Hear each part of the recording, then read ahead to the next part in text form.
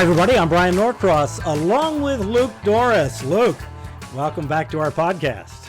It's been a minute. I feel like I'm back in school. This is a free education I couldn't pay for if I were to try to find it anywhere else. And, of course, Luke was filling in for Betty Davis on Local 10 News, who is back and feeling well, and so we're all very, very happy about that. This is podcast number 11 of Hurricane Season 2020, and it's number 49 in our series. Today we're going to revisit Hurricane Dorian. We'll check in with Silbert Mills, who lives in Marsh Harbor on Great Abaco, which was, of course, so devastated by the hurricane. And we'll talk with Local 10 anchors Calvin Hughes, who visited Abaco shortly after the storm, and anchor Nicole Perez. We'll also talk about communicating with the public when a hurricane is threatening South Florida. We're recording this podcast on Tuesday, September 1st. Yes, it's September of 2020.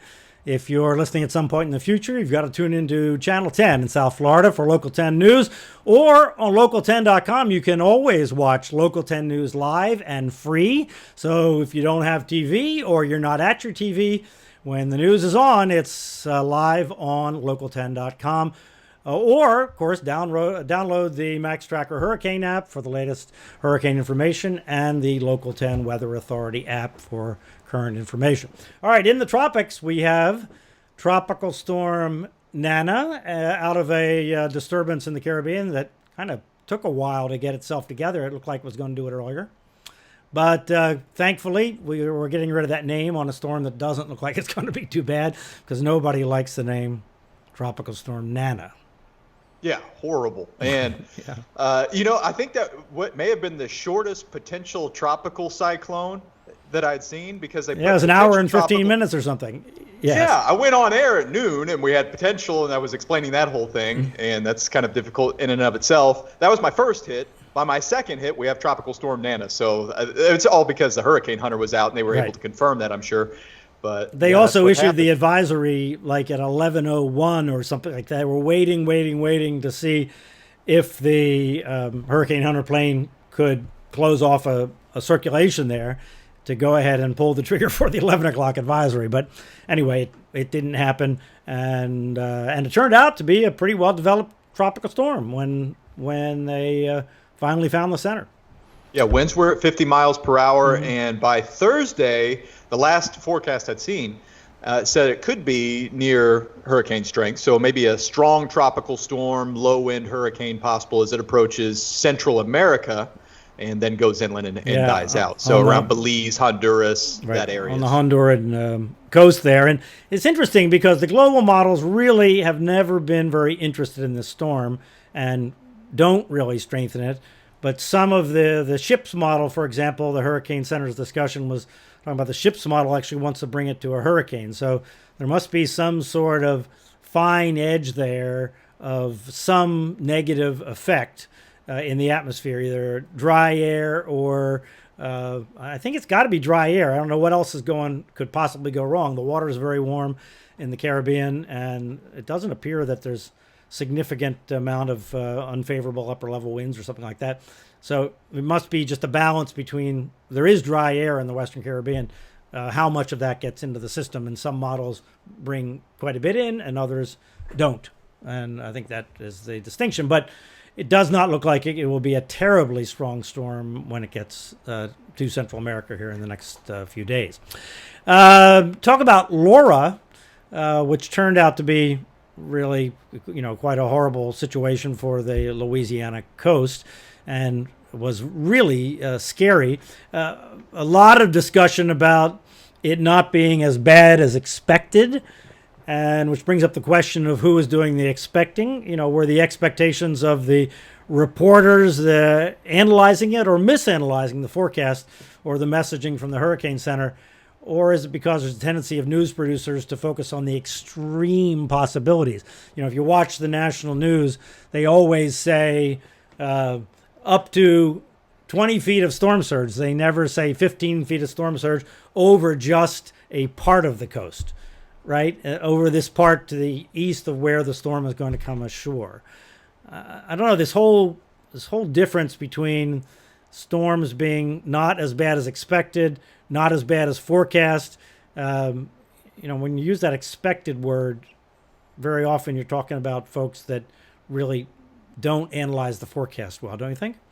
What's your thought on that? The difference should be in the word that's used is possible. 24. If it's a fair statement to say 20 feet of storm surge is possible, because what happens is information gets distilled. So you have a National Hurricane Center forecast discussion, which needs to be broken down a little bit. Mm-hmm. So what you'll lose each time maybe is a little bit of nuance, a little bit of context. Then that may get distilled a second time. Let's say from the National Hurricane Center forecast discussion to a weather presentation on television. Maybe you'll take and simplify it a little bit to the pertinent information so that people can understand it. That's part of the job. And then the next step where it gets distilled is for the headlines, the news producers that come in. And that's where we run into trouble, because it can get so simplified that it can be to the point of being wrong. And I think that word choice there is critical, and that may be part of the problem, is just too distilled. Well, yeah, and it really becomes a problem because the news producers, and I think this is really a bigger problem with the national news than it is the local news. They hung on to the fact that there were 2 storms in the Gulf way after Marco was a non-factor. If you watch the national news at 6:30 in the evening, the double threat, double trouble, all that kind of thing, sure, after Marco was already on the path to being, a thunderstorm complex over the southeast. And even though the center was heading toward Louisiana, the weather was not in Louisiana, and it really was a non-factor. So that's, and having worked with the national news folks, that's a problem in New York. They're kind of detached from it. They have a great headline they were aware of in the morning or the night before, and that survives because it was a great headline, and there isn't a process there of really reviewing that to the extent that they should. And if it were political news, they would, have a review process. There would be more eyes on it. That doesn't take anything away from the good meteorologists that work in those organizations, but those good meteorologists are usually in the field and not connected to that sort of headline writing process. Yeah, it's compelling, and it's sexy, and it's interesting, and all of that. I don't know how you get around that, because I don't completely blame them, because if you look at a forecast, it'd be easy for somebody that's not trained to take the extreme, especially if their job is to write a headline or to piece together the news. I think the only thing you could really do is training. I don't have any other ideas of how that could be improved, where it's not the super hypey, I don't even want to say hypey, but the most extreme I'd say scenario. Hypey. It's hypey. I mean, they're looking for, when you just take the extreme scenario and you focus on that as if that is the general case. If you take the extreme part and turn that into the general case, then that's not an accurate portrayal of the story. Just from a journalistic standpoint, doesn't seem to me. Yeah, not even the worst part of the storm. It's the worst part of the storm over the most visible and highly populated areas. Right, exactly. So you can have one and not have the other and still have the storm was terrible. It was. It was a terrible storm, yes. But because, it didn't bring the 20 foot of storm surge, 30 miles inland, like, right, it was the potential. Because they missed that by about 10 miles or something like that. About a 10-mile track, which is unforecastable and will never be forecast. But the thing was that the forecast didn't specify that. The forecast specified 15 to 20 feet of inundation, actually technically above normal high tide level on some part of the coast east of the storm, which indeed is what happened.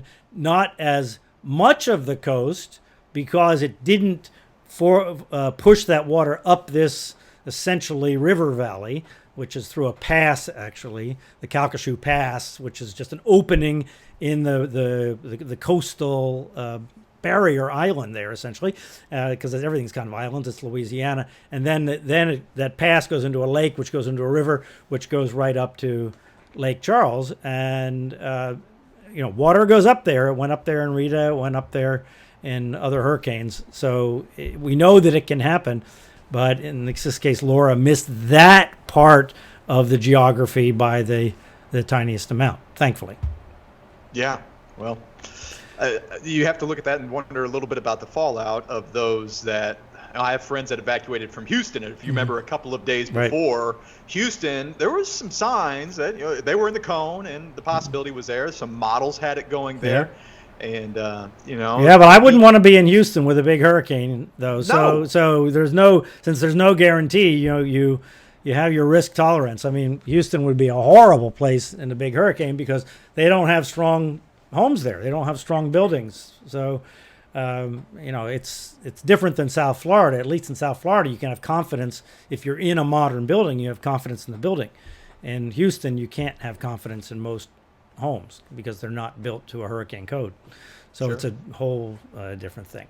All right, let's talk about Hurricane Dorian. Dorian was just about as horrible a hurricane disaster as can possibly happen. A Category 5 storm stalling over a populated area. In this case, of course, it was Great and Little Abaco and the eastern part of Grand Bahama Island in the northern Bahamas. Well, my friend Silbert Mills is a pastor and a broadcaster in Marsh Harbor on Great Abaco. I checked in with him last Friday on Skype. Hi, Silbert. Great to have you here. Thank you, Brian. It's good to be alive almost a year since Dorian, huh? Yeah, and it's heartbreaking to know that you all are dealing with the aftermath of Dorian and COVID on top of it. How are things in Abaco? Is there an operating community that's somewhat restored? Well, where do you stand? The big bulk of the government's efforts and local community was to first clean this community up.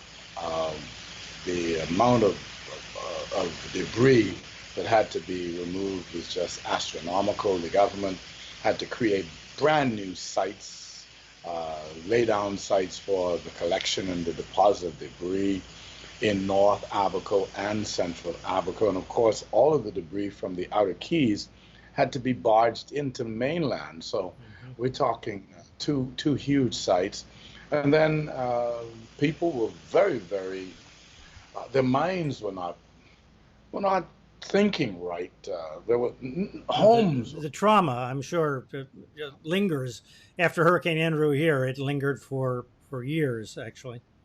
Yes, and that's the way it is here. Just the other night, as tropical storm Laura passed through, I think it was, no, more closely, Isis, Right. and that passed through. We were in mobile homes. People are still living in homes with roofs that have tarps on them, and it's terrifying. I'm staying in a mobile home since November last year. My home was destroyed, and we just laid the foundation 2 weeks ago, trying to rebuild a home. So it's been a rough 12 months, to say the least. I'm sure. So what do you need more than anything else on Abaco? What do people need? Right now, people still need materials and help to rebuild. It's the cost of construction is extremely high. I was saying to my wife as I put the numbers together, the foundation up to the floor cost me $28,000. Wow. Just the foundation of the floor, and it's a small 2-bedroom home. Is that because of the shortage of material and labor to actually do the construction? A combination? The combination of both, yes. It's extremely expensive to build. You could end up at the end of this at $250 a square foot, $300 a square foot, very easily for a small house like that. Wow. And so people need help with building materials, and we're getting some help from the NGOs and from the government of the Bahamas. So it's been moving. Abaco has improved quite a bit. I think if we didn't have COVID-19, we would have been further along. I'm sure. Now, were you able to repair your church, or how's the church doing? I think when I talked to you right after the hurricane, the church fared reasonably well, right? Yes. Where does it stand? The church was only 2 in 38 that survived the storm.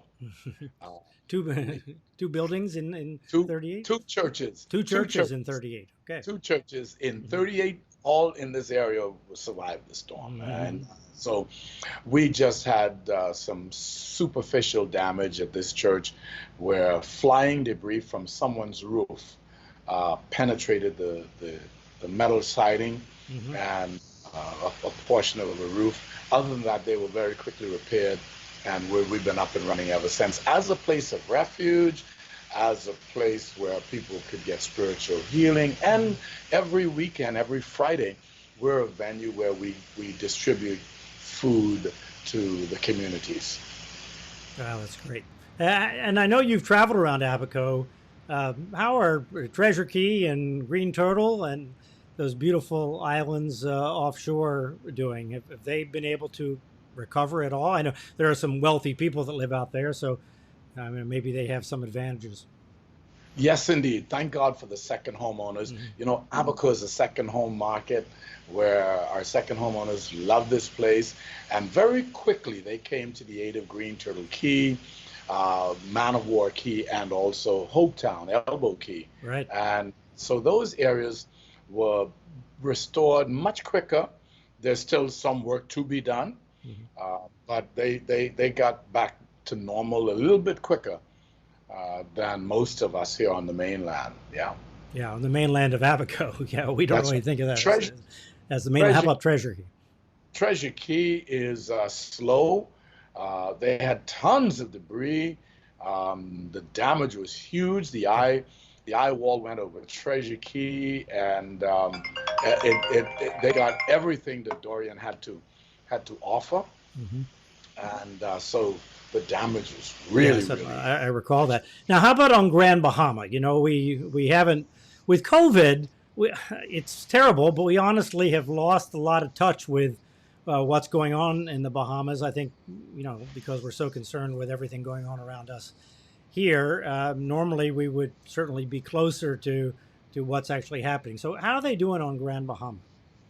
Grand Bahama, it's sad. It was having tremendous economic challenges prior to the storm Dorian.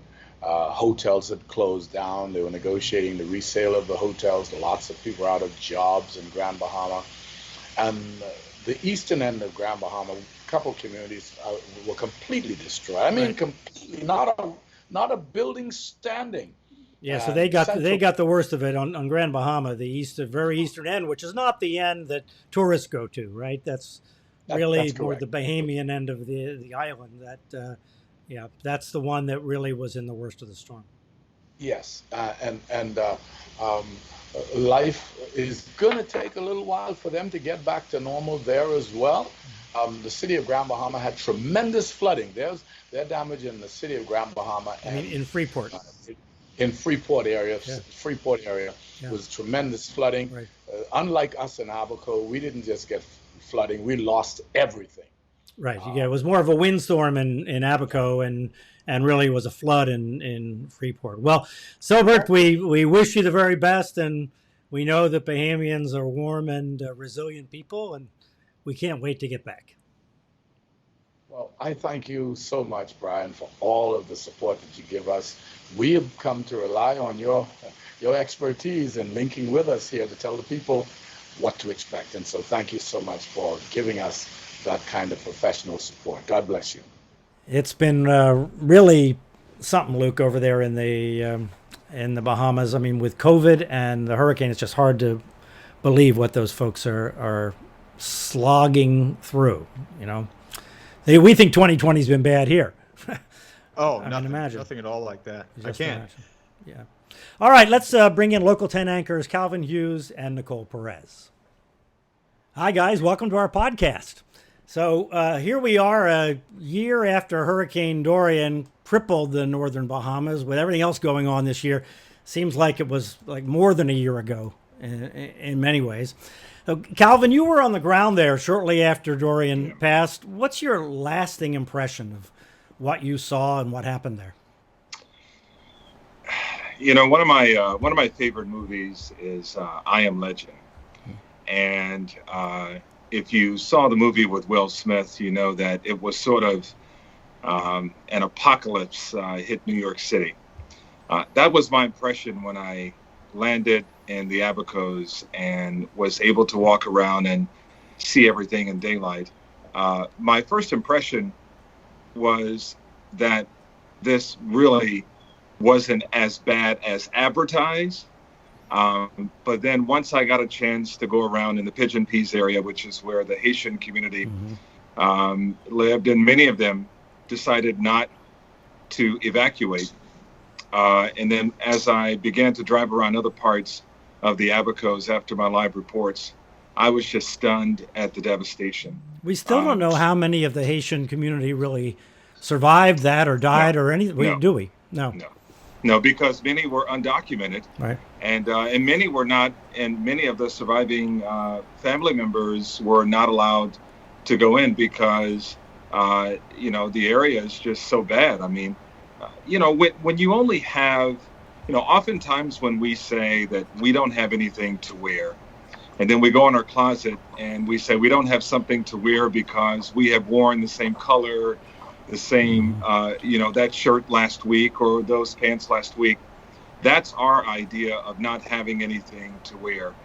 When these people in the Pigeon Peas said that they don't have anything and all they had was their homes and the stuff in their homes, that's the reason why many of them stayed, because if they would have lost that, they would literally have nothing.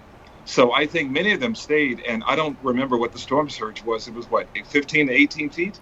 Yeah, 20 feet, something like that, in that area. And that particular area funnels the storm surge right there, as that's why it was a poor part of the community. That's why, people didn't really live there intentionally.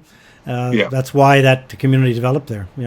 Yeah, many of those people were the workers for a lot of the folks who have mansions there, or many mansions there. So they were gardeners and, they were landscapers and housekeepers. And so this was their only means of surviving. So I think I was more stunned at how some of the 18-wheelers were on top of these homes in the Pigeon Peas. It was picked up by the wind. These 18-wheelers were picked up by the wind and put on top of different structures. I was just blown away. And one of the people who drove me around, Michael, he and I are still friends to this day. He lives in the Abacos, and he dreams of a better Abaco, the Abaco Islands coming back. But he was driving me around, and he would say, that was a restaurant, a couple of slabs of concrete. That was a neighborhood completely washed out. That's where people put their boats. That was washed out to sea. So just having someone narrate that, it just seemed like I was in a movie. Yeah, Calvin, I remember vividly your live shots after Dorian, and you're standing next to this mountain of rubble. I mean, it was humongous. Yeah. And I remember that right after, and I assume that was in the area that you just described. Nicole, you're a South Florida girl, and I'm sure, you've been through many hurricane scares in your day. Do you remember how you felt when Dorian was on approach, or is the thought of a big hurricane offshore, is that somewhat routine at this point?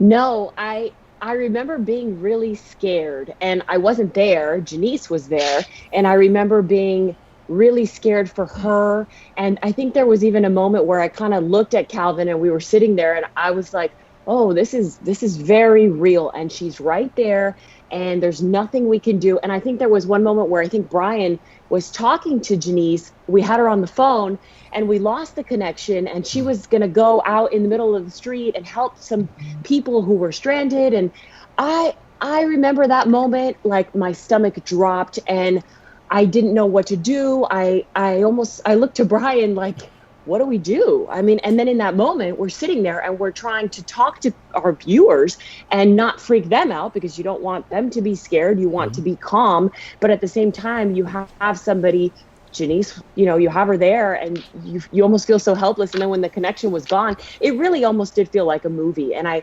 remember just sitting in that chair feeling so helpless. Like, what do we do, guys? We got to do something. What can we do? And all we could do was listen to you guys, you and Bryan and Betty, and just talk about where the wind was blowing. I remember Bryan, like, the wind is coming from this direction, and Janice, go this direction. It was just, it really felt like a movie. Yeah, and I remember when we lost connection with her for an extended period of time because they were reliant on a satellite phone. So when the storm was going, they couldn't go outside and use the satellite phone. And that hurricane went on for ever and ever and ever. Calvin, you've been in the news business a while. Have you ever seen a disaster on that scale? I mean, every disaster is different, right? But have you ever reported on some kind of mega disaster like that? The only thing that comes to mind is the earthquake in Haiti 10 years ago. Oh, that was something for sure. Yeah, that was, and it's different covering a hurricane versus an earthquake. Obviously, both are disastrous and destructive, but that earthquake in Haiti was only, I believe, 36 seconds.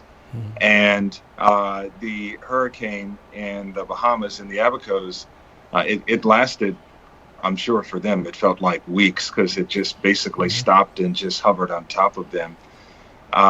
So yes, and I did cover that and thought when I got to the Bahamas, I thought, wow, these people are dealing with such destruction. And I think many of them, like in Haiti, they thought, I could probably endure this. I could probably, this is like any other disaster that we've dealt with. I could probably, run this race. And many of them obviously perished as they tried to endure Dorian. And like in Haiti, many of them thought that, that it was just going to stop. But 30 seconds can be a very long time when the ground is shaking. Yes. 30 seconds. Especially that kind of an earthquake, yeah. Absolutely, a 7.0 earthquake. But in the Abacos, I mean, obviously, they thought eventually it was going to pass. And obviously it didn't.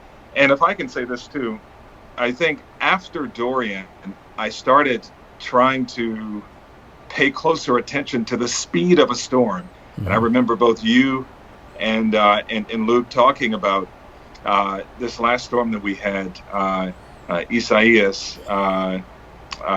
It was going at about 60 miles an hour, if I'm not mistaken. Well, you guys were saying? When it got up north, it was flying, yeah. Yeah.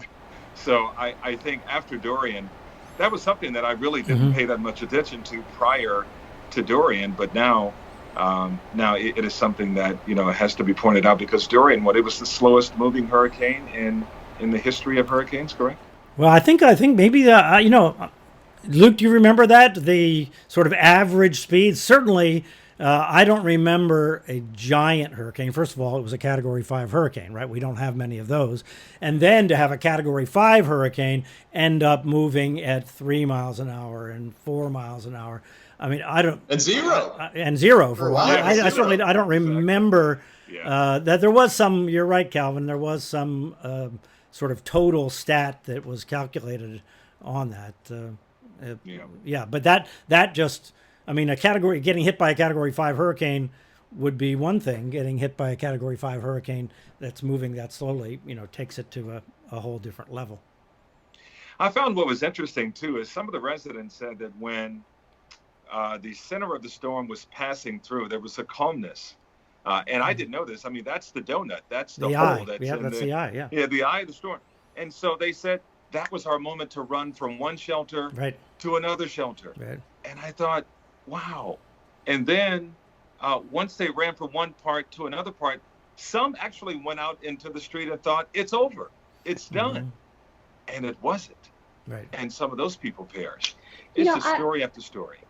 I will say, before I started at Channel 10, I didn't realize how many viewers we had from the Bahamas and how many more would reach out to us. And during that time, I think what I felt a lot too, Luke, you asked me how I felt earlier. I think I also felt very helpless because no matter what we did, no matter how many flights we took over there, no matter how much stuff people were donating and bringing to them, it almost feel like it would never be enough. And you almost feel like, what else can you do for these people who, some of them so kind as to every single day. I mean, I get messages on Instagram all the time from people from the Bahamas saying, we watch you and we love you guys. And yeah, I get emails, I mean, and messages yeah. nonstop when there's a hurricane threat. So throughout the Bahamas, people watch us.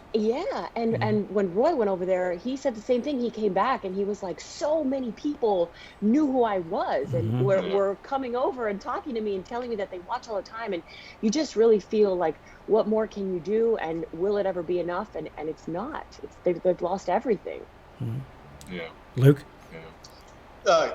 Calvin, was it weird you talked about, Haiti and the earthquake and then the Abacos and Dorian? Is it a strange feeling to come home to South Florida where the lights are on and everything's functioning after you've seen something like that? Yeah. It's that survivor's guilt that people talk about when you are in the midst of something and then you get to come back to an air-conditioned room. And we take so many things for granted here in this country that a lot of people in the Bahamas or in Haiti or in other parts of the world, we squander more opportunities than they ever get to have in a lifetime. And that's the one thing that I often remind myself of when, not only when I go, but when I come back. That's always tough when you go to a place of disaster like that. And not only when you see the adults, but it's more importantly when you see the children. These are kids who will never have the kind of opportunities that they should have simply because of something they had no control over, and that was a natural disaster. So you just kind of you feel for them, but you do whatever you can, and you oftentimes want to leave your suitcase with them. you just start giving away stuff. I mean, that's what I often do. I just start giving away stuff. Yeah, that survivor's guilt. Brian's talked about that. People in Andrew, they went through that, and it's a form of PTSD. Where people, it kind of breaks down into three different sections where people are thinking, "Why did I survive?" There's a guilt with that, and then there's the guilt of they didn't feel that they did enough, and then there are some that feel guilty because of how they behaved during the crisis, and they're ashamed of themselves. So, but talking about recovery and just how much the Bahamas suffered. Do you think that a disaster like that was worse because it was in the Bahamas, or would that have overwhelmed any governmental agency? Well, I think if that storm would have hit the U.S., we would have had the same kind of, I don't want to say the same kind of response or slow response, but it would have been as difficult to recover. You got to keep in mind when Irma hit the Keys, it was really bad, and it took them a long time to get resources, to get the things that they needed. It was kind of on the level of being a scavenger in the Keys too as well. In the Bahamas, you saw if you had a granola bar, that was like having some form of money in the Bahamas. If you had any kind of food, I remember going down the street. Michael was driving his Jeep down the street in the Abacos, and there was this guy who was slowly walking down the street. And Michael stopped because in the Abacos, everyone knows everybody. And this guy said to Michael, he says, "How are you doing?" Michael says, "I'm doing fine." And Michael knew immediately what to ask him. He says, "You need food, don't you?" He says, "Yes, if you have anything, please." So we drove all the way to Michael's house, picked up, he made a plate, and drove all the way to that guy's house and dropped it off. By the way, he was in complete darkness. They had no power. They had nothing. And when I say darkness, I'm talking the kind of darkness. We were doing a live shot. I could not see any farther than my arm. It was, someone could have jumped out and grabbed me and I never would have seen them.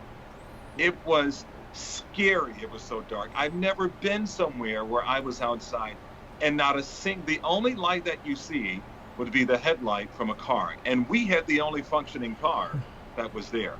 no first responders on the island, and there was nothing. Everything was flat. And then on our way out, we saw rats everywhere. Because by that time, like I said, they were the only thing that was the only living thing that was pretty much there, besides the folks who decided to stay, and they weren't allowing anybody in but the press. Yeah, that darkness is such a part of disasters. I remember after Hurricane Andrew, driving from downtown Miami on the elevated part of I-95.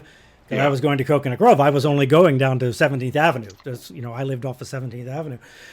But on I-95, looking south, you saw a few lights in a little bit of the Grove, and then absolutely nothing as far as you could see, which from the elevated part of the city. Here, living in the city, it's never really dark. Yeah. Right? You turn off all the light, you lose power in your neighborhood, there's still glow, right? From city lights reflecting off of the air and the clouds and whatnot. But after Hurricane Andrew, it was that way. And the other disaster besides Hurricane Andrew on this kind of scale, and South Dade, I didn't go to Abaco, but looking at the pictures of the neighborhoods, now not in the Pigeon Peas and that part of the disaster, but in the neighborhoods, those houses look like Hurricane Andrew houses. They look like the kind of houses that were built in Cutler Ridge, so they were seriously damaged that needed either to be torn down or significantly repaired. Every single one of them. That's what we saw after Andrew. I also was in the Philippines after Super Typhoon Haiyan, which was an Abaco scale disaster that killed over 6,000 people, was estimated there. And it was that same kind of thing where the poor folks lived. It was completely destroyed by storm surge. The richer folks lived up on the hill. So they suffered from wind and they suffered from damage, but they didn't suffer from that incredible storm surge. Nicole, I have no doubt, I doubt you remember Hurricane Andrew, but was that something your family talked about when you were young? Did that inform how they, respond to hurricanes and how the people you knew in your community dealt with hurricanes? It's funny because when you told us, me and Calvin, about doing this with you and Luke, the first thing I said to Roy was, we're going to talk about Hurricane Dorian, and then Hurricane Andrew is the big one. But Hurricane Andrew hit, and I was so little that I'm not going to tell you how old I was, but I was a baby. And I can't remember it. But so I don't remember anything. And but when I spoke to Roy about it, I said, "Do you remember it?" And he's a little bit older, so he said, "Yeah." He said that his family was jumping from bathroom to room and then he said at one point the window blew out, and he was just with the kids in the neighborhood, and he was in Florida City. And he said it was just such an awful, scary experience. And he was telling me how, him and his grandparents and his mom and his brother, and they would just go from place to place, just trying to hide out. And it was just scary to think of. But I was so little that my mom and dad, they'll tell me little bits and pieces, but I almost think that they just don't want to talk about it or don't want to remember it, to put it out of mind. But from what Roy was telling me, it was a traumatic experience, like you guys were talking about, for a lot of people. Their lives changed around Hurricane Andrew, from before Andrew to after Andrew. Yeah. What's interesting for Nicole is that Dorian was really her first hurricane as the main evening anchor. It's almost like having a huge, Texas-sized steak, and anything less than Dorian for her is like a dud. I will say, so Irma, I was working at Channel 10 during Irma, and I was out there. So I was out in the field, I was reporting, and I think Irma would be the first storm that I actually was a part of, not sitting in the studio, but out in the field. And I remember, just the rain and the flooding and the trees falling. And I remember it's very different to anchor a storm than to be out in the field. Oh, yeah. And I think I took little experiences that I had from Irma when it came to sitting at the desk. But there's really no comparison, because, I will say from my own experience, there's no comparison with being out in the storm and being in the studio watching something happen and trying to talk people through it. And I actually wanted to say this. It's a testament to you, Bryan, and you, Luke, and all of the meteorologists and who can do such a great job of. I mean, when we listen to you, it's like, do this, do that. The storm's going this way. The wind is going here. And it's amazing to listen to you guys and to see how accurate you are with these models. I mean, I think to me, the testament goes to you guys, not me at the desk, because we sort of like, hey, we're going to go here, we're going to go there, we're going to show you this and that. But it's really, I think you guys get people through storms. Like, well, Bryan, I you got want people some through credit for being an evening anchor. I think that's. Well, I can. Nicole, I relate with you. I mean, I study meteorology, and I'd never been through a tropical storm or a hurricane until Irma. So 2017 was my first experience, too. And you take something away from it, seeing it. And I wasn't in Irma, as far as the bad part and the Keys, all that we had. I saw it from the station, just like you, which is essentially strong tropical storm force winds. We're on the way outside bands of it. But anyway, I can relate to you. So, when we go into hurricane threat mode here at the TV station, it doesn't seem that people respond immediately. It takes a little bit of time for awareness to permeate into the community. Have you guys seen that change over time? And do you think that the process of motivating people to get ready is better or worse with social media? Calvin, you want to go first? I think social media actually can help. But I think it's almost like with the pandemic, you have some people who believe in the warnings or to wear a mask as it relates to the pandemic. And then you have some people, it doesn't matter if we scream to the, at the top of our lungs about, getting ready and being prepared, they won't do it. And always the question that Bryan has to answer days before the storm is coming in, and for you, Luke, as well, is should I put up my shutters or should I not? And I mean, it's and if you tell them to do it, and the storm ends up taking a turn, then they really become doubting Thomases after that. So it's always, it's an inexact science, almost like trying to judge what the coronavirus is going to do and how it's going to impact the body, how it impacts some people versus other people, why it impacted your husband, Roy, more than it impacted you, Nicole. So, I mean, no one knows, but people want to know definitive information, and there is no definitive information as it relates to tracking the storm. It's kind of like you're damned if you do, you're damned if you don't. If you say get ready and then nothing happens, people are like, oh, Bryan and Luke said get ready, we didn't have to get ready. If it's like, don't put them up, it's so hard, especially in South Florida. I think social media can either make you go crazy. I mean, it is. So an example I have, Roy went down to his grandparents' house to put up the shutters.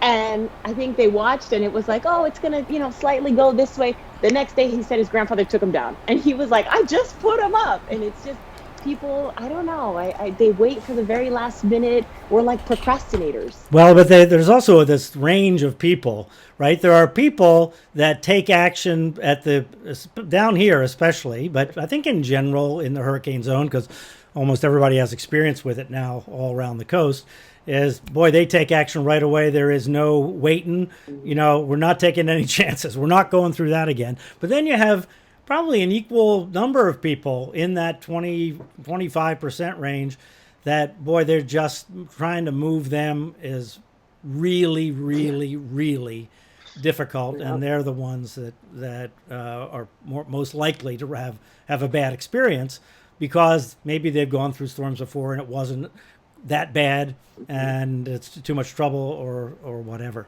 Yeah. Well, and then you have some of the younger folks who run down to the beach because they want to see the waves. Well, that would have been me. That would have been me for sure. Luke? Yeah, Calvin, let's talk about TV news. Has social media changed TV news, or is it something that's become more of an add-on during your years in the business? What do you think? Oh, man, I think it has forever changed TV news. First of all, you don't need to go to journalism school to be a journalist now. I mean, you can be a citizen journalist now, and with your cell phone. You can do movies on your cell phone, as you guys very well know. You guys are probably a little bit better than Bryan and me at doing that. But I think social media is both good and bad. I don't think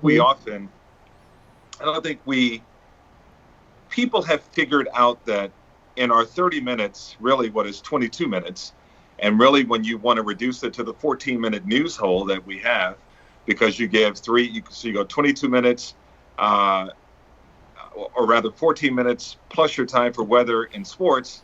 So you really don't have, in a half-hour period, you really don't have the full half hour for news. So people have figured out that we don't cover everything. We cover what we can. And so they sometimes criticize us for not doing enough, and sometimes they criticize us for not going too in depth. So the viewers are smarter as a result of social news, and I mean social media. But I also think that some viewers, they don't always get the correct information as well. It's easy to convince some people on social media of things that really aren't true. Yeah. So for example, I think our job has changed somewhat. We haven't done it at Local 10, but I think some of the stations have become smarter about doing it. And that is, we have to police the truth at 4, 5, 6, and 11 o'clock. Because sometimes by the time we come out and say, for example, that, let me just give you an example of something that happened in pop culture lately. The Black Panther star died. Mm-hmm. So by the time we come on and say that at 11 o'clock, it's already all over on Facebook. It's been shared a number of times. So there are some people who might say that he died from a car crash. And there are some people who believe that. I think our job is to come on and say, no, he died of colorectal cancer. And so people have to have sources that they believe in. And typically those sources are what their parents watched when that particular viewer was younger. So if you've always watched Local 10 News, if my parents believed it, if my grandparents believed it, chances are they are telling the truth. But there are some people who don't believe that we are telling the truth. There are some people who don't believe Bryan, no matter what he says, no matter how much experience he has. There are some people who don't believe you, Luke, and Nicole and me. So they just think that we are part of the not mainstream media, but lamestream media. And so there has been an attack on the truth, not just over the last 4 years, but also over the last several years. And I think social media has only augmented that. Yeah, during a disaster, one of the good things that happens is that people do still turn into television, right? Yes. Television may not be part of their routine, but when there's a hurricane coming, so 80 to 90% of people say their primary source of information is television, which still serves everybody well. It's an interesting thing. Calvin, you and I have trod some of the same professional paths, which I didn't know until recently, although I went down those Kentucky roads so well before you. I was news director at the ABC, now CBS affiliate in Louisville back in the day, decades ago, and I loved to hire people from the University of Missouri because of the journalism program there, but also because they had Channel 8, I think it was, where people had real experience. Yeah. They had a radio station where people had real experience. Yes. It wasn't an academic kind of thing. Mm-hmm. And Evansville and Lexington were great feeder markets for Louisville, right? I hired a lot of people out of Channel 14 in Lexington and 27 and 18 or 14 was in Evansville.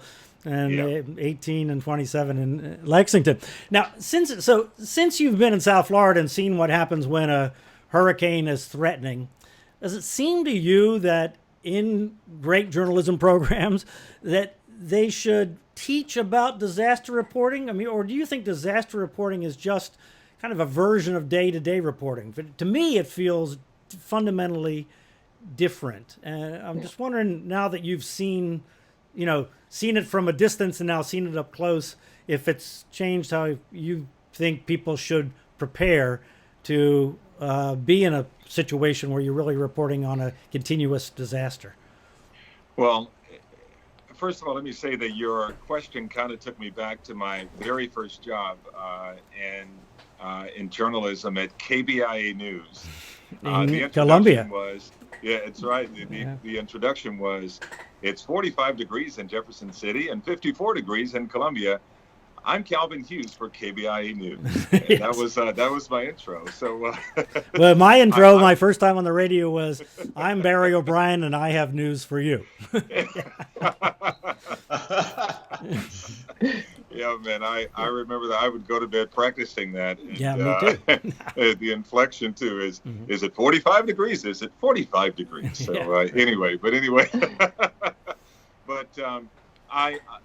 but to your point, I do believe that disaster reporting is something that should be taught in the classroom, because here's why.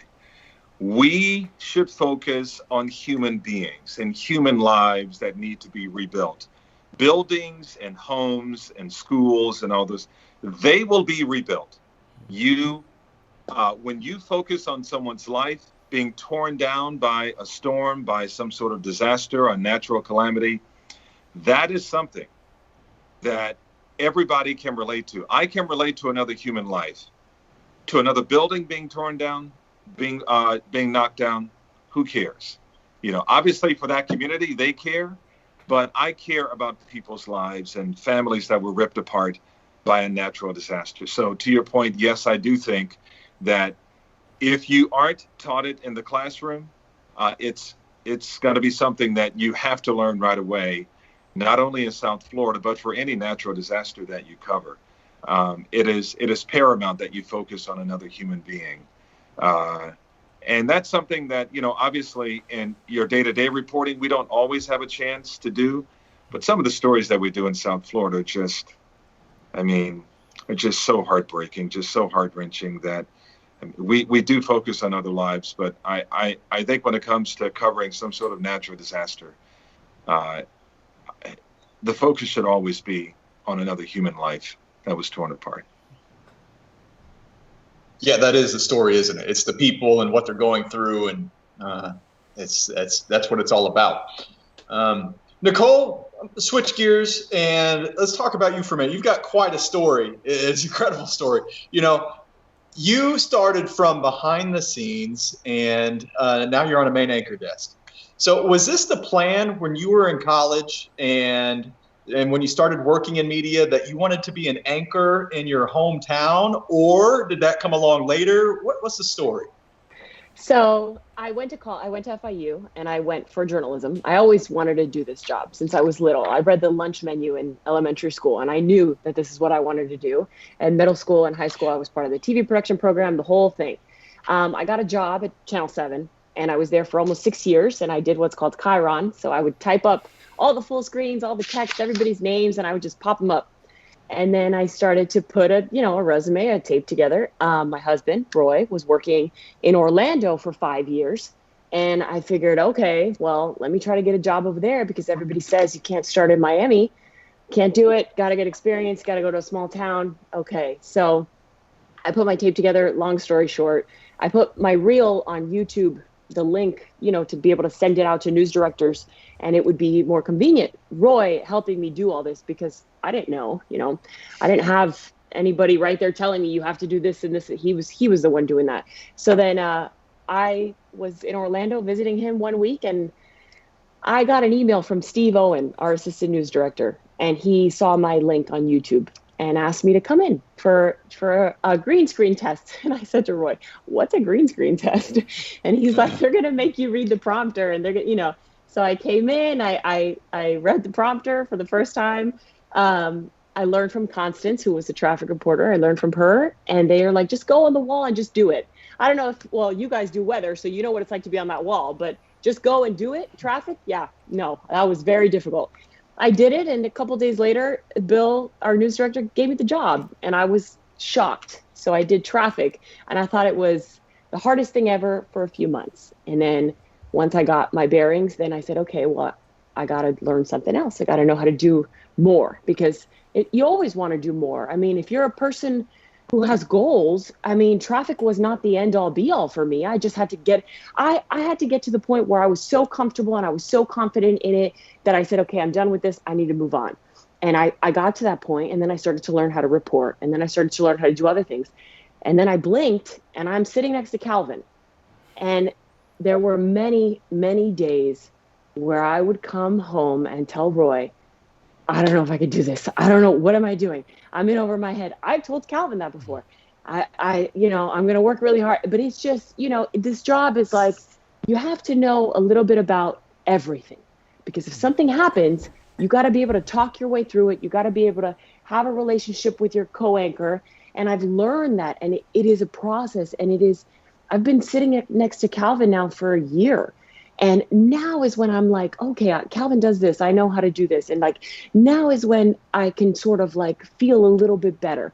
But when it comes to, you mentioned, Bryan, covering a natural disaster, if they should teach it in school, I didn't learn any of that in college. They did not teach me any of that in college, in journalism school, right. Nothing. And 100%, I think that should be taught more, because I think that it is a difficult task. The people that are going through it is one thing. Us covering it is another. You guys, Luke and Bryan, your job is to get people through it and to tell us where the storm is going. Mine and Calvin, we just have to, keep people anchor the show, is what Roy tells me all the time. Your job is to anchor the show. You have to be the voice of calm, and we have to get from one place to the next. And it is a task that I never imagined would be as difficult as it is. And every single day I'm learning. I'm not going to sit here and tell you I know everything, because I don't. Well, I think my advice to you early on was, if this week is better than last week, you're making progress. I mean, that's all I said. All they want to know is that, are you growing? And when you feel like you're growing, and when they see your growth, which they will, and I think if you look back to where you were 1 year ago and where you are now, you should feel great about your progress. And it's about growing. And for any of us, for Luke and for Bryan, Bryan, there are things, you've been doing this forever, man, since there were cavemen. So more or less, yes. But, wait, I will say one thing. I do want to say this one thing. Bryan, it was last year that you had that producer class or something. I don't remember when it was. Yes, it was last. Well, I do that every year. Yeah. Okay, so I put myself into the class. I'm not a producer, but I'm gonna go. Yeah. And it was the best thing I ever did. And I will say to anybody who works in TV or in this business, if you don't know something about weather, I think you need to, we need to do more classes like this. You need to learn how to produce. You need to learn how to write. I think no matter what you do in this business, you need to learn a little bit about something that you don't do, because every single position, my 6 years as a Chiron operator in production taught me so much, and it taught me to appreciate everybody that we work with. And I think it's very important. That's why I went to your lesson, Bryan, and I went home like, oh, okay, I learned so much. I think it's important. I think everybody should do that, no matter what you do on TV, in front of the camera or behind the camera. I think it's so important. Yeah, well, the goal of that is that when you report all this information about hurricanes, you're reporting all these facts and using these graphics, and we just kind of routinely do it.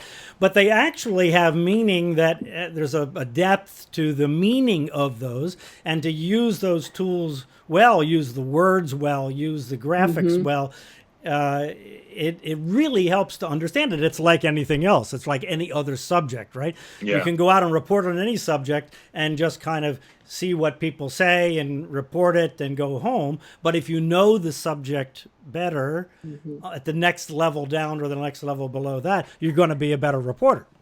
I mean, like you were saying, Nicole, I'm sure that people are watching this saying, I just can't believe she didn't want to be an anchor from the first day. That doesn't make any sense to me, because look how good she has been from the first day. It's kind of crazy. I'm a lover of fitness, and I always thought, so when I started reporting and I was still doing traffic, and we had the 9 o'clock show when that started, I was like, oh, I'm going to pitch Bill a fitness segment. He's going to give me 3 minutes every Wednesday so I can talk about fitness. And my head was just like, I'm going to try to find my way and figure out what I'm good at in this job.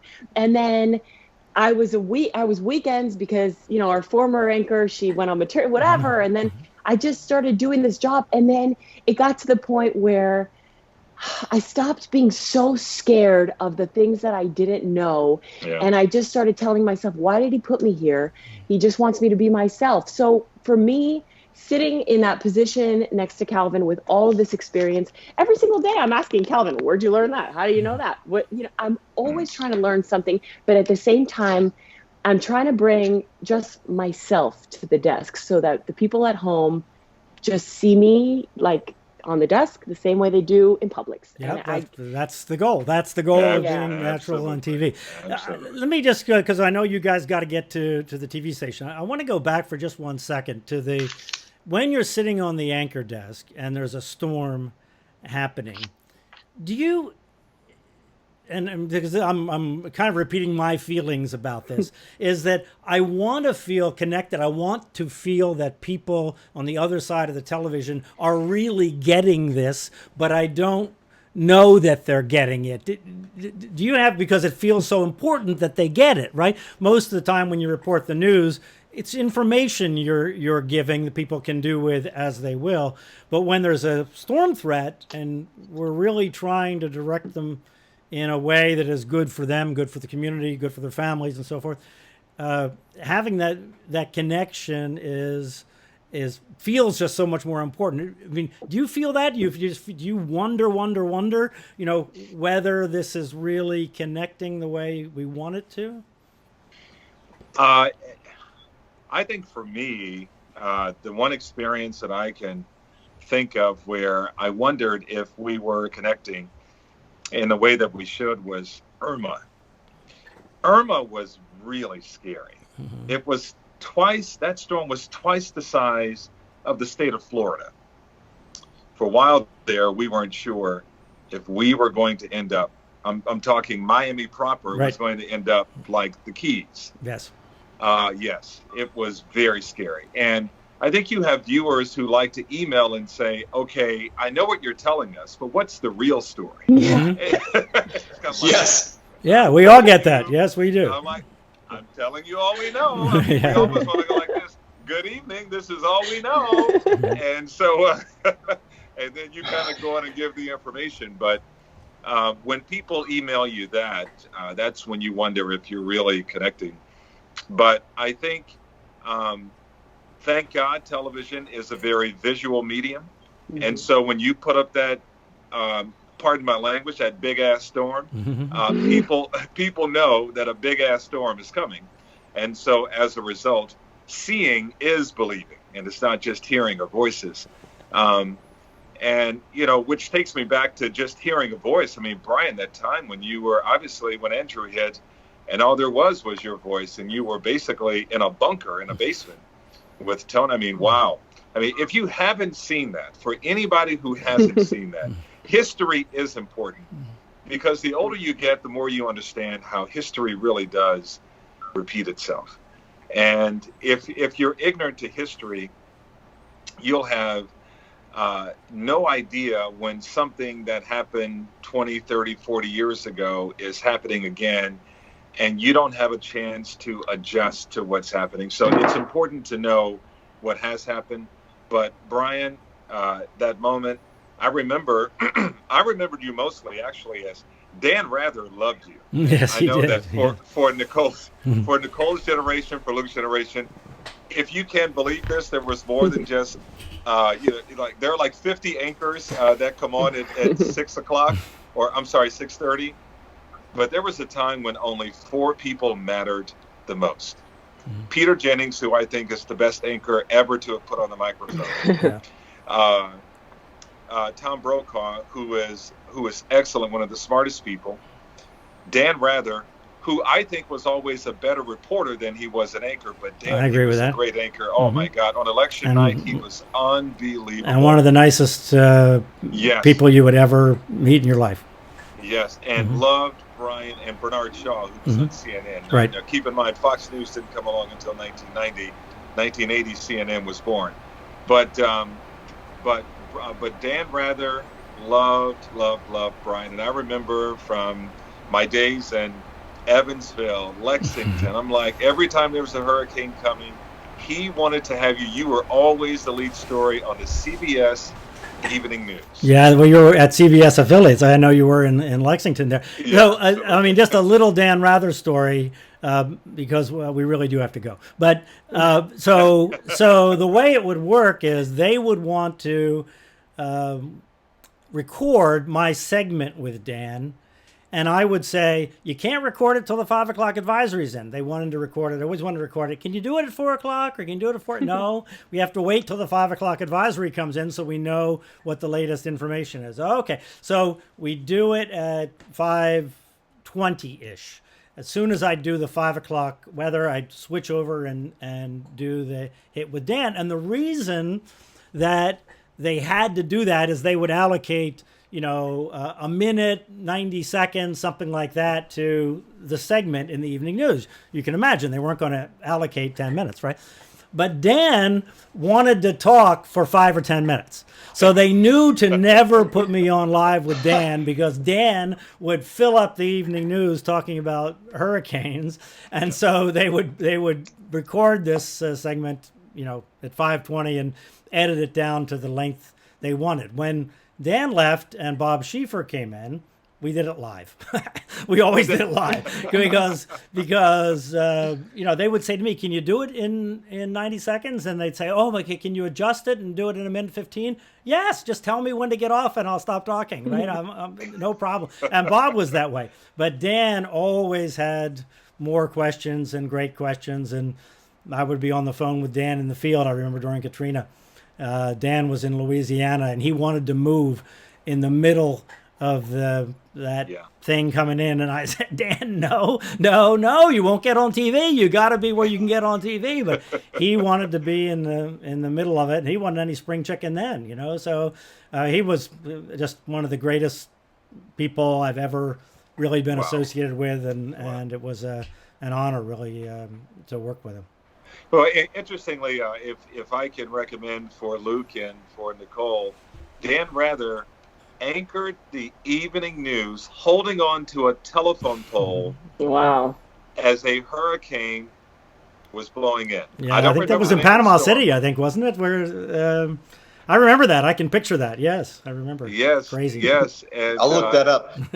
It was, I'm telling you, we aren't even talking great television. That was gold, man. That was television gold. To have him holding on to a telephone pole and his cheeks, the skin on his face was flapping. It was incredible television. Yeah. And probably one of the first to do it. Yeah, oh, absolutely. And I met the producer who was holding on to his legs, by the way. He now works for ESPN. I met the producer once, and he said, yes, we were out there, and we were afraid for our lives. Yeah. But anyway, It's just a moment that I'll never forget. I was in love with all those guys, man. Peter, I would record all those guys, man. I would imitate them. I went out and bought a London Fog trench coat, acting like I was Peter Jennings walking down the street. I was in my living room, though, doing it. So call me crazy. Anyway. And before them, I mean, my favorite was David Brinkley. Oh, and if you watch, look up David Brinkley and watch him anchor the news sometime, and his amazing eloquence and it was poetry the way he spoke. Amazing. Guys, we need to let you get to the station. I know it's that time of the afternoon. We'll see you on Local 10 this afternoon. Thanks so much for being with us. Thank you guys for having us. It was a pleasure. Thank you, Bryan. Thank you, Luke. Bye, guys. Bye-bye. So, Luke, talking about anchoring and reporting on hurricanes, I've thought about this a lot. And I think what you really got to get to at the bottom line is that it's the impression that you leave with people. It's not the actual words you say, right? It's the impression you leave. And is the impression you leave an accurate representation of the storm threat, the risk to the community, the risk to people individually? And as I said earlier, I think on the national news, quite often they don't leave an accurate impression of the scope of the threat and the fact that it varies over this large area. They tend to focus on these narrower pieces, and that kind of spirals into an erroneous understanding of what happened relative to the forecast. Good thing is that most people don't get their primary information from the national news when a hurricane is coming for their community. They still turn into local television. Yeah, and I think that's what it is. When you're so detached on the national scale and you're looking at, it's over in that part of the country that I'm not familiar with. You have viewers there because it's national, but it's not like it is with a local television station where the details are critical to the people. This is I'm not saying it's okay, but I'm saying that there's a crazy news cycle. They focus on what's sexy, and sometimes it gets too distilled or too focused, and at the point of being wrong sometimes. Yeah, and misleading at the very least. And the important component of it too that we haven't talked really about today, which we really always should, is that the best information on the community and how the community should respond generally comes from the local mayor, the county official, whoever it is that's responsible, right? So the key person in South Florida, it's usually the county mayor, is usually the spokesperson for the information about how is the local government going to respond, and what are the parameters that have been set up, and when they crank the wheel at emergency management, what does it require when they execute their plan? Because good thing here in South Florida is certainly hurricane plans are exhaustive, and so those are the voices that we want to really concentrate on. Is what are we doing about evacuations? What are we doing about people with special needs? What are we doing about shelters? What are we doing about schools? All those kinds of things. That's really what's important, because that's where people live. Right, that's where we got to get there. All right, next week on the podcast, we're going to talk with author Greg Thunderberg. He's written a unique and, as far as I know, only book about the famous 1900 hurricane that's a novel. It's not the typical sort of hurricane book. It's based around the stories of people who survived and who died in that Galveston hurricane in 1900. And many of them you're going to recognize if you've read other books on the epic storm, but this is a really interesting perspective, and that'll be next week here on the podcast. So until then, for Luke Dorris, I'm Bryan Norcross. Have a good week, everybody. Be well, stay safe, and please wear a mask. Thank you.